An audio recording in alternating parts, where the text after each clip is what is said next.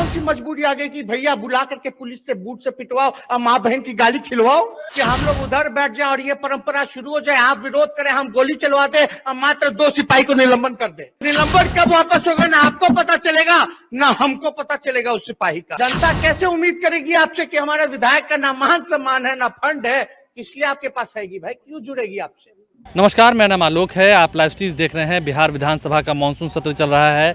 ऐसे में एक बार फिर से बहस शुरू हो गई है सत्ता पक्ष और विपक्ष के बीच में। नेता प्रतिपक्ष तेजस्वी यादव जमकर सरकार को खरी खोटी सुना रहे हैं। ये कह रहे हैं कि जिस तरीके से 23 मार्च को जब इसी बिहार विधानसभा के सीढ़ियों पर आरजेडी के विधायकों को घसीट कर उतारा गया था, सीढ़ियों से उतारा गया था, उन्हें मारा पीटा गया था, क्या यही अब मान सम्मान मिलेगा बिहार विधानसभा में? सत्ता तो आती जाती रहती है। उन्होंने कहा है सत्ता आती जाती रहती है, कल हो के हम भी सत्ता में आएंगे तो क्या हम आप पर गोली चलवा देंगे और फिर 2 सिपाहियों को निलंबित कर देंगे, कह देंगे कि कार्रवाई हो गई? क्या कुछ तेजस्वी यादव कह रहे थे? उस वक्त सभी लोग शांत होकर सुन रहे थे। काफ़ी कह सके तो बड़ा भाषण हुआ है, काफ़ी बड़ी बात बोल दी है तेजस्वी यादव ने बिहार विधानसभा की कार्रवाई के दौरान। जरा सुनिए। अध्यक्ष महोदय, हमने साफ कहा कि हम काले कानून के खिलाफ हैं और जनता ने हमें भेजा है जनता के काम के लिए, और जनता काला कानून नहीं चाहती है। जनता को उम्मीदें हैं विपक्ष से। हम विपक्ष अपना काम कर रहा था, हम कानून का विरोध कर रहे थे, ना कि सरकार का विरोध कर रहे थे। लेकिन अगर समस्या इतनी बढ़ गई तो कई राज्यों में भी सरकारें हैं, केंद्र में भी सरकारें हैं, कई बार बुला करके बात की जाती है, नहीं निपटारा तो चलो एक बार बात नहीं बनी तो दोबारा बुला करके विपक्ष के लोगों को बुलाते, कमेटी में बिल को भेज दिया जाता या मॉनसून सत्र में भेज दिया जाता। ये तो नौबत नहीं आती महोदय। लेकिन अगर कोई गलती लगी तो आप तो महोदय उस समय एक्शन ले ही सकते थे विधायकों पर। ये कौन सी मजबूरी आ गई कि भैया बुला करके पुलिस से बूट से पिटवाओ और माँ बहन की गाली खिलवाओ। अतिरिक्त सुरक्षाकर्मी लोग आए थे महोदय, सादे कपड़े में बाहर घूम रहे थे महोदय। हम तो नहीं कहना चाहते, लेकिन देखिए सत्ता आती जाती रहती है। कल को ऐसा ना हो कि हम लोग उधर बैठ जाए और ये परंपरा शुरू हो जाए, आप विरोध करें, हम गोली चलवा दे और मात्र 2 सिपाही को निलंबन कर दे। और निलंबन कब वापस होगा, ना आपको पता चलेगा ना हमको पता चलेगा उस सिपाही का।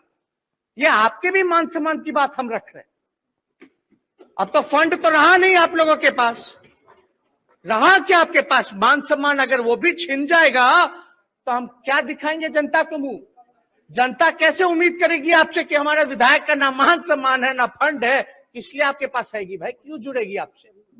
तो जो मान सम्मान जो है इसकी रक्षा होनी चाहिए। और महोदय, हम ज्यादा नहीं कहना चाहते। लोग कहते थे भाई नीतीश कुमार जी से सीखिए, तो हम पूछते थे क्या सीखना चाहिए? धैर्य। लगातार जो कुछ सेशन हम देखते आ रहे हैं महोदय, मुख्यमंत्री जी का भी जो है धैर्य खोता जा रहा है। और जाहिर सी बात है 70 से जो कद था वो एकदम 40 पे आ गया, तो छोटा होगा तो बार बार धैर्य तो खोते ही रहेंगे महोदय। इसमें हम लोग यही चाहते हैं कि कारण महिलाओं के साथ जो अत्याचार हुआ, जो किसी और के साथ विधायकों को पीटा गया, कई विधायक जो है दलित विधायक है, दिल्ली तक एम्स तक जाकर के इलाज करा के आए हैं, उनका ब्लड क्लॉटिंग हुआ। अगर खुदा ना खास्ता कुछ हो गया होता तो उसकी जवाबदेही कौन लेता? तो आपने तेजस्वी यादव की बातों को सुना है। नेता प्रतिपक्ष जब बोल रहे थे बिहार विधानसभा में, उस वक्त काफ़ी सन्नाटा पसरा हुआ था, लोग काफ़ी खामोशी से उनकी बातों को सुन रहे थे। उन्होंने बड़ी बात कह दिया है कि विधायकों का फंड तो अब रहा नहीं, मान सम्मान भी अगर छिन जाएगा तो क्यों आएंगे विधायक इस बिहार विधानसभा में? क्यों जनता की आवाज़ उठाएंगे? और जनता जो उनसे उम्मीद लगाए बैठी है उनको जवाब क्या देंगे?